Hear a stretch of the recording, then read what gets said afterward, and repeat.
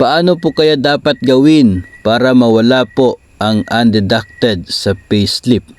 Wala pa pong pang-cash sa utang po.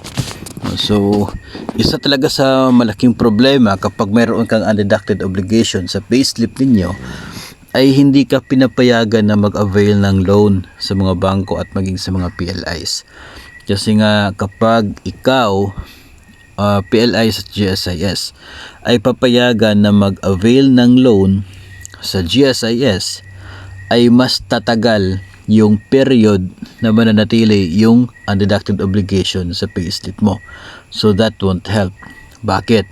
Kasi kung tumatagal na may unded ka, yun po ay pahirap, no, para sa isang empleyado, kasi it means na tumutubo pa rin yung utang mo doon sa bangko at walang payment, no, kapag matagal yung period na may unded. Ngayon, kung papayagan ka naman na mag-avail ng loan sa isa pong PLI na existing na, tapos may unded ka, ang mangyayari po niyan, yung existing deduction ni bangko tatanggalin, no? So makakapasok ngayon yung nasa unded na. Ang problema, yung bagong deduction ng bangko kung saan ka nag-renew, yun naman ang mahuhuli sa listahan at siya naman yung mapupunta sa unded. Then that means na hindi po nasusolve yung problema sa deducted obligation. So kaya hindi sila pinapayagan na mag-loan. So ano yung magiging pwedeng option? Una ay bayaran yung utang, no? Pwede mo siyang bayaran over the counter, yung naka-unded na loan, slowly every month, para unti-unting liliit yung kanyang balanse, at kapag ma-fully paid na siya, pwede na siyang ipa-delete. So wala ka ng unded. Pangalawa, another option, kapag tataas yung sahod, no? The moment na mayroong pag-increase sa sahod at yung increase naman ay nagkataon na sufficient para mabayaran yung nasa undeducted obligation, then that's the time na mawawala siya. For example, yung unded mo is nasa 500 pesos na amortization, tapos yung loan, yung itinaas ng sahod ay nasa 800 sa net. So ibig sabihin, tumaas yung net pay mo ng 800, so yung unded mo na 500 ay mababayaran na siya. Pwede na siya mag-deduct. Okay? So mawawala na yung unded mo. Pero ang problema dyan, kung 1,000 yung nasa unded tapos 800 lamang yung deduction sa sahod, ay yung increase sa sahod, so hindi pa rin siya sufficient para mawala yung undeducted obligation.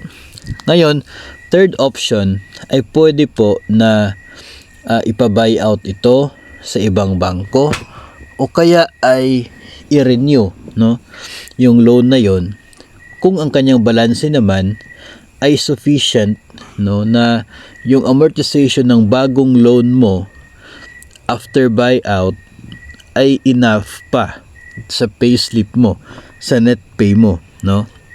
For example, yung inyong kasalukuyang loan ay let's say nasa yung loan mo na nagdeduct sa inyong sahod ay nasa 200,000. So yung 200,000, 4,000 ang monthly amortization yan, no? Yung 4,000, yung 200,000 mo, yung balance niya ngayon is nasa 100 na lang. Okay? 100 na lang. Tapos meron kang isang loan na nasa unded, no? Tapos nasa 50,000 lamang yung kanyang balanse ng nasa undeducted obligation mo. So pwede mo siyang ipa-buy out dito sa inyong existing na loan na mayroon pong 200,000 na loan na 100 na lang yung balanse. So yung unded na 50 yung balanse, pwede mo siyang i-buy out. So mababayaran siya, mawawala na siya. Tapos kasi 100 na lang yung balanse mo, no, pwede mo i-renew into 200 pa rin, same amortization, na buyout mo pa yung nasa unded. So mawawala na siya. Ngayon ang problema dyan, kung sadyang malaki pa yung balanse na nasa unded, no, nakapag ipa-buyout mo siya ay hindi talaga sasapat yung net take home pay ng kasalukuyan po ninyo. Ayun talaga yung problema, kasi doon tayo sa first option talaga na slowly bayaran over the counter yung nasa undead until such time na fully paid siya, no? O kaya ay magdadasal tayo na sana malaki yung itataas ng sahod para kahit walang magiging renewal, pagtaas ng sahod ay automatic na makakadeduct na yung nasa undeducted obligation. Ganun po yung pwedeng mangyari, no? Mahirap talaga kapag umabot ka sa punto na nagkaka-undeducted obligation na. Kaya nga ang purpose ng mga loan verifiers is to make sure na wala nang magiging undeducted obligations sa net pay ng mga DepEd personnel sa payslip, no? Dapat kapag nakikita nila na kapag nag-avail ka ng loan na ito, bababa yung net take home pay mo lower than 5,000, dapat automatic disapproved. Hindi ka napapayagan kasi alam nila na kapag mangyayari yon, papayagan ka, magkaka-undead ka. Kapag may undead na, mahirap na talaga yung sitwasyon kung hindi mo siya babayaran over the counter. So ganun po kasi yung mangyayari, no? So depende na lamang doon sa mga options na binigay natin, no, yung pwedeng gawin o kaya ay aasahan ng isang DepEd personnel na mayroon pong undeducted obligation sa kanyang payslip. No, una, yun nga, ay bayaran over the counter slowly yung nasa undead until such time na magiging fully paid ito at mawala na. Pangalawa, magdasal na lang po tayo na sana tataas yung atin pong sahod, no? Nang sa ganon ay sana yung increase would be sufficient para makakapasok sa ating sahod na deduction yung nasa undead. At pangatlo, yun nga, pwede mo siyang ipa-buyout kung kaya pa naman ng amortization ng bagong loan yung inyo pong na makadeduct pa doon sa inyo pong sahod. So yun po yung tatlo na pwede mangyari kapag mayroon kang undead. Kaya sa ngayon, no, sisikapin po natin na makakaiwas tayo sa pagkakaroon ng undeducted obligation sa ating pong payslip.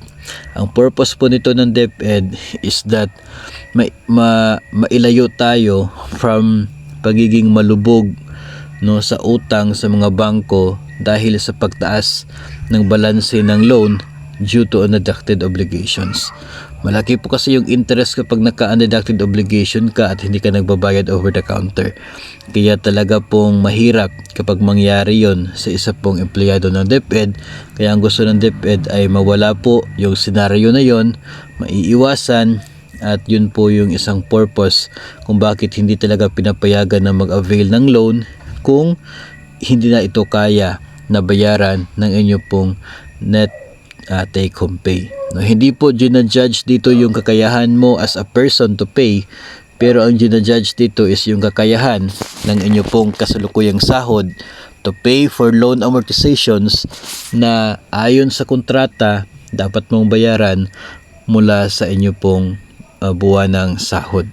So yun po yung purpose ng pagkakaroon ng tinatawag nating loan verifiers na siya po magdidetermine kung may sapat pa bang kakayahan ang net take home pay mo para bayaran ang amortization ng ina-applyan mong loan.